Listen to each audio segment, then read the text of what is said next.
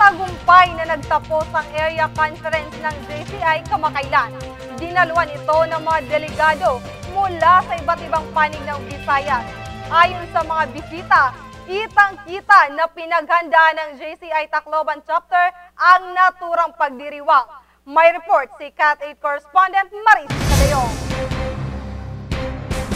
Noong ika-6 ng Setyembre, naging matagumpay ang welcome night na pangunang aktibidad sa area conference ng Junior Chamber International o JCI na dinaluhan ng iba't ibang delegasyon sa iba't ibang panig ng Visayas. Dinaluhan din ang nasabing kaganapan ng mga kilalang personalidad dito sa Tacloban. At matapos ang mahabang panahon ng paghahanda, nagbunga ang pagsisikap ng JCI Tacloban Chapter ng positibong papuri mula sa mga dumalo. The place speaks for itself.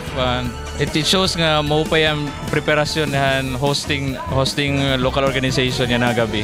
So I'm sure people will enjoy. Yes. Actually, sobrang ganda. Grabe. Of all the area conferences, this is one of the most unique area conferences that I have ever attended. Ayon pa kay Kenneth Cabingue, Asia Pacific Commissioner, nararapat lamang nabigyan ng pagbati ang mga nag-organisa ng naturang pangyayari pagkat naging maganda ang kinalabasan ng kanilang paghahanda. I would like to congratulate them right from the start, no, because I'm sure they've worked hard for this.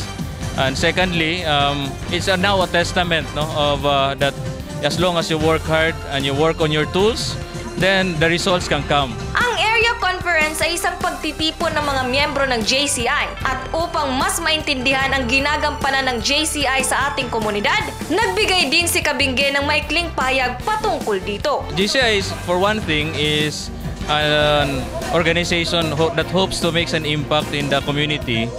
Well, foremost is we hope to be able to develop leaders in the community so that then they're able to make an impact. Mula naman sa JCI Regional Vice President ng Visayas na si Junicio Balintong Jr. Ito ang kanyang naging mensahe sa mga bisita. Enjoy kamo tanan.